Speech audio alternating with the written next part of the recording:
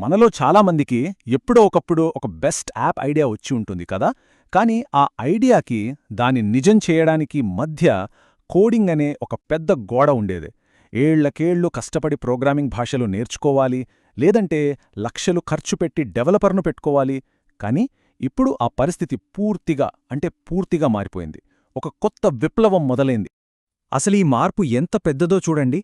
ఒక పక్క 4 ఏళ్ల కష్టం లేదా 15 లక్షల రూపాయల ఖర్చు, మరోపక్క మనసులో ఉన్న ఐడియాని సింపుల్గా ఇంగ్లీష్లో చెప్పడం.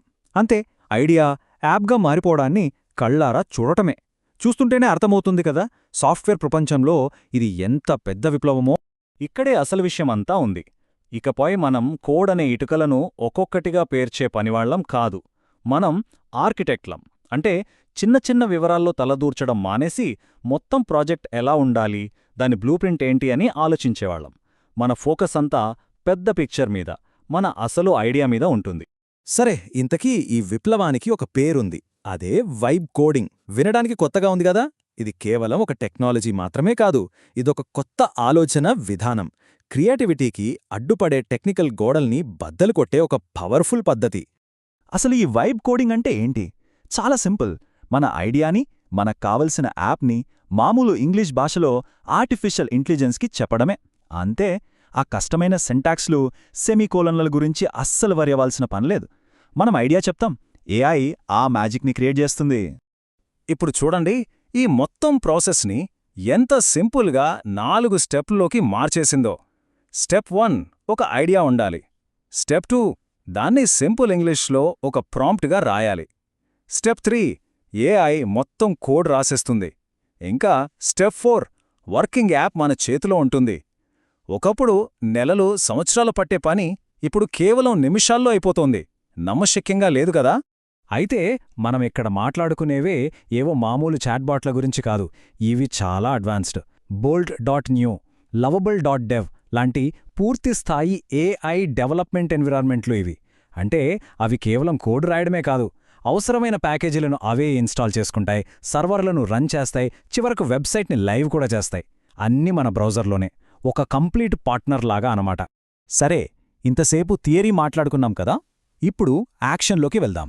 ఈ వైబ్ కోడింగ్ నిజంగా ఎలా పనిచేస్తుందో లైవ్గా చూద్దాం. ఒకే ఒక్క ప్రాంప్ట్తో ఒక ఫైనాన్స్ ట్రాకింగ్ డాష్బోర్డ్ని ఎలా తయారు చేయవచ్చో ఇప్పుడు గమనిద్దాం. ఇదిగోండి, ఇదే ఆ ప్రాంప్ట్.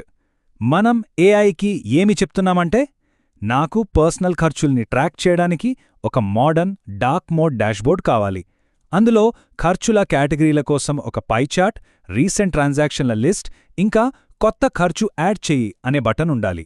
అంతేకాదు, ఏ టెక్నాలజీ వాడాలో కూడా చెప్పాం, రియాక్ట్, టేల్విండ్ సిఎస్ఎస్ అని. చూసారా, ప్రాంప్ట్ ఎంత క్లియర్గా ఇస్తే మనకొచ్చే రిజల్ట్ అంత పర్ఫెక్ట్గా ఉంటుంది. ఇక చూడండి, కేవలం సెకన్ల వ్యవధిలో ఒక వర్కింగ్ యూజర్ ఇంటర్ఫేస్ రెడీ అయిపోతుంది. కానీ అసలైన మ్యాజిక్ మొదటి డ్రాఫ్ట్లో లేదు. ఇక్కడ నుంచే అసలు కథ మొదలవుతుంది.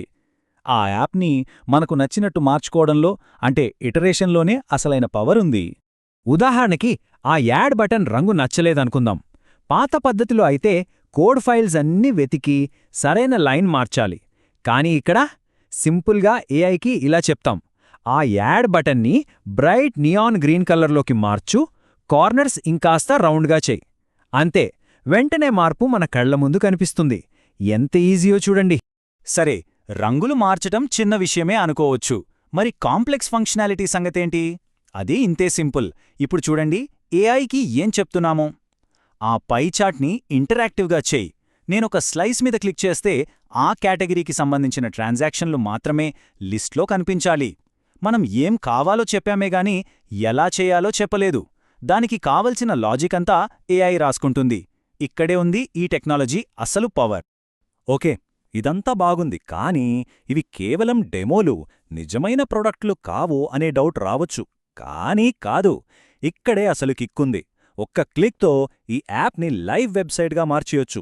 ఆ లింక్ని కస్టమర్లకి, ఇన్వెస్టర్లకి, ఎవరికైనా పంపొచ్చు. అంటే మన ఐడియా వచ్చిన కొన్ని నిమిషాల్లోనే అది ప్రపంచం మొత్తం వాడగలిగే ఒక ప్రొడక్ట్గా మారిపోగలదు. ఇది నిజంగా ఒక గేమ్ చేంజర్. ఇదంతా చూశాక మనకొకటి అర్థం కావాలి. ఇది కేవలం కొత్త టూల్స్ గురించి మాత్రమే కాదు, మన ఆలోచనా విధానంలో, మన మైండ్ సెట్లో రావాల్సిన ఒక పెద్ద మార్పు గురించి.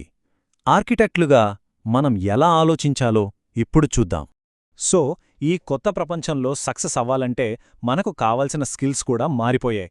ఇకపై కోడింగ్ రాయగలగడం కాదు ముఖ్యం, అసలు ఏం కావాలో, ఏం అడగాలో తెలుసుకోవడం. అంటే సిస్టమ్ డిజైన్, మన ఐడియాని స్పష్టంగా వివరించగలగడం, అన్నింటికంటే ముఖ్యంగా ఒక మంచి క్రియేటివ్ ఐడియా ఉండటం. స్కిల్స్ అనేవి టెక్నికల్ నుండి క్రియేటివ్, కమ్యూనికేషన్ వైపు షిఫ్ట్ అవుతున్నాయి. ఒక మాటలో చెప్పాలంటే ఒక ఐడియాని ప్రాడక్ట్గా మార్చడానికి ఉన్న అడ్డంకి ఇప్పుడు 0 టెక్నాలజీ అడ్డుగోడ పూర్తిగా తొలగిపోయింది. సో ఇక ఆలోచించకండి, మీ ఐడియాని తీసుకోండి, వెళ్ళి ఏదైనా నిర్మించండి. ఈ కొత్త శక్తితో మనకున్న ఏకైక లిమిట్ మన ఇమాజినేషన్ మాత్రమే. సో ఈ ఒక్క ప్రశ్నతో ఈ విశ్లేషణను ముగిద్దాం. టెక్నాలజీ అనే అడ్డంకి లేనప్పుడు మనం ఏదైనా నిర్మించగలిగితే అది ఏమై ఉంటుంది? మీ ఆ గొప్ప ఐడియా ఏంటి?